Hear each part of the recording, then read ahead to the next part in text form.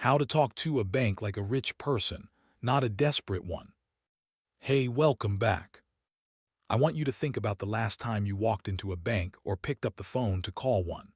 Be honest with yourself for a second. What did that feel like in your chest?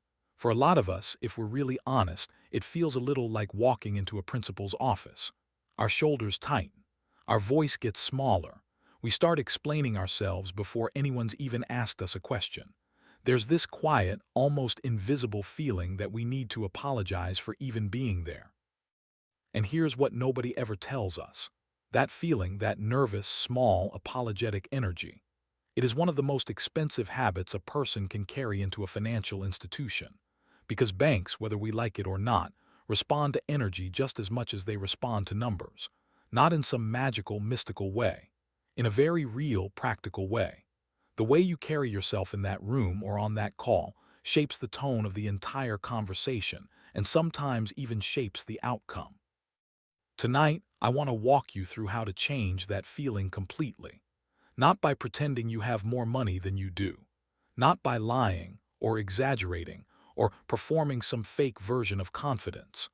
But by genuinely understanding the game well enough that walking into a bank starts to feel less like standing before a judge and more like sitting across from a business partner. Let's start with the biggest myth we need to clear out of the way first. The myth that banks only want to work with people who already have a lot of money. That's simply not true.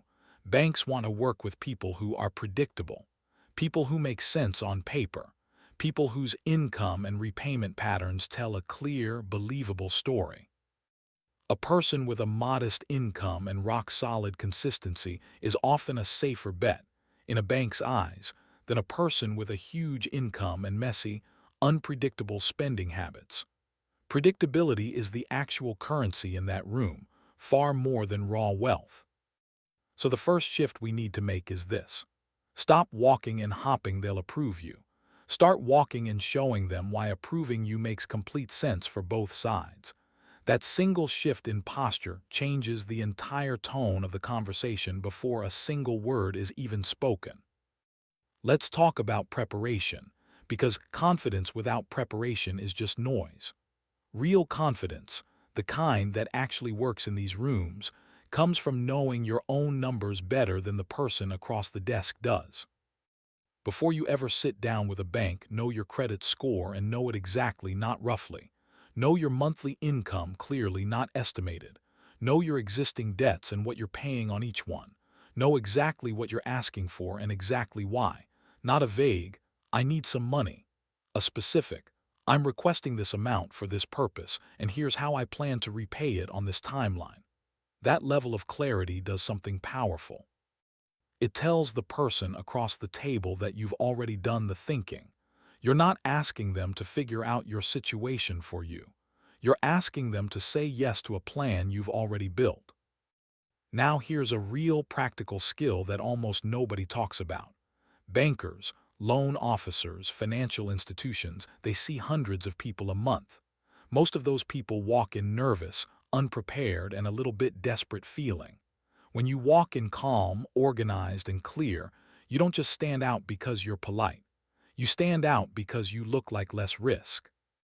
And less risk in that world often translates directly into better rates, smoother approvals, and a relationship that actually benefits you over time. Let's talk about language for a moment, because the words we choose in these conversations matter more than people realize. There's a difference between saying, "I really need this loan. I don't know what I'll do if I don't get it," and saying, "I'd like to walk through the options available for this kind of financing." The first sentence puts you in a position of desperation. The second sentence puts you in a position of a person exploring a business decision. Same human being, same actual financial situation potentially, completely different energy in the room. I want to give you a few specific phrases, real ones, that shift the entire tone of these conversations. Instead of, "Can you please approve me for this?" try, "I'd like to understand what a strong application looks like for this type of loan." Instead of, "I really need this money," try, "Here's the opportunity I'm working with, and here's how this financing fits into the plan." Instead of staying quiet when you don't understand a term, ask directly, "Can you walk me through how this interest rate is calculated over the life of the loan?" That single question, asked calmly and directly, immediately signals that you are someone who reads the fine print, someone who cannot be easily rushed through a bad deal. Now let's talk about something a little deeper, because this isn't only about winning an approval. It's about building an actual relationship over time, the way wealthier families have always done. Wealthy people don't only show up at a bank when they desperately need something. They build relationships during the calm periods too. They ask questions when there's no emergency attached. They let a banker or advisor get to know their situation over months and years, not just in a single rushed appointment during a crisis. You can start doing this today, no matter your current financial situation. Walk into your local bank sometime when you're not asking for anything urgent. Ask questions. Ask what kind of loan products exist. Ask what a strong credit profile looks like for the kind of financing you might want someday. Build a small, ongoing relationship with the people in that building, the same way you'd build any other relationship, with curiosity and consistency, not just urgency.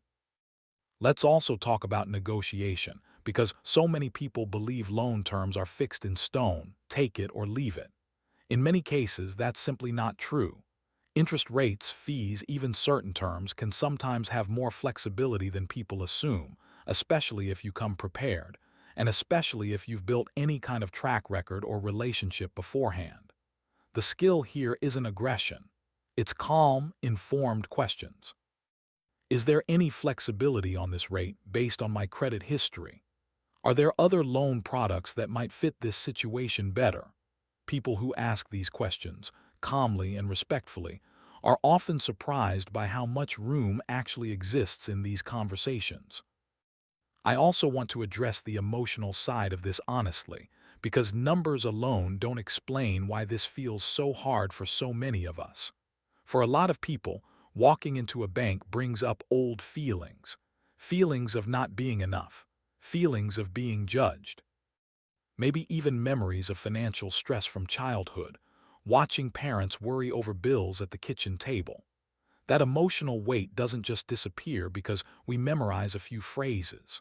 But numbing it, recognizing it, is often the first step toward walking into that room as the adult you are now, rather than the anxious child that experience may have created in you a long time ago. Let's bring this all together with a real, practical walkthrough of what preparing for one of these conversations should actually look like. Step 1. Know your numbers cold. Credit score, income, existing debt, all of it before you ever schedule the meeting. Step 2. Write down exactly what you're requesting and exactly why in one or two clear sentences you could say out loud without stumbling. Step 3. Prepare 2 or 3 specific questions in advance, questions that show you understand the terms, not just the amount. Step 4. Practice your tone, even if that feels a little silly. Practice saying your request out loud calmly, the way you'd explain a plan to a business partner, not the way you'd beg for a favor. Step 5. Treat the relationship as ongoing, not a one-time transaction. Follow up. Ask questions even when nothing urgent is happening. Let this become a real, working relationship over time. I want to leave you with this thought tonight. The people who move through the financial world with ease, the ones who seem to get approved easily, negotiate confidently, and build real leverage over time, they were not born with some secret advantage most of us don't have. They simply stopped treating these conversations like an interrogation and started treating them like exactly what they actually are. A business conversation between two parties, both looking for an arrangement that makes sense. You are allowed to walk into that room prepared. You are allowed to ask questions until you fully understand what you're signing. You are allowed to negotiate calmly and respectfully instead of accepting the very first number you're given. None of this requires wealth you don't already have. It only requires the preparation and the posture of someone who already believes they belong in that conversation. So the next time you walk into a bank or pick up that phone, I want you to remember tonight. Know your numbers, know your request, ask your questions, and walk in like someone who's building a plan, not someone who's begging for a favor. That shift alone over years quietly adds up to a completely different financial life. Thank you for spending this time with me. I'll see you in the next one.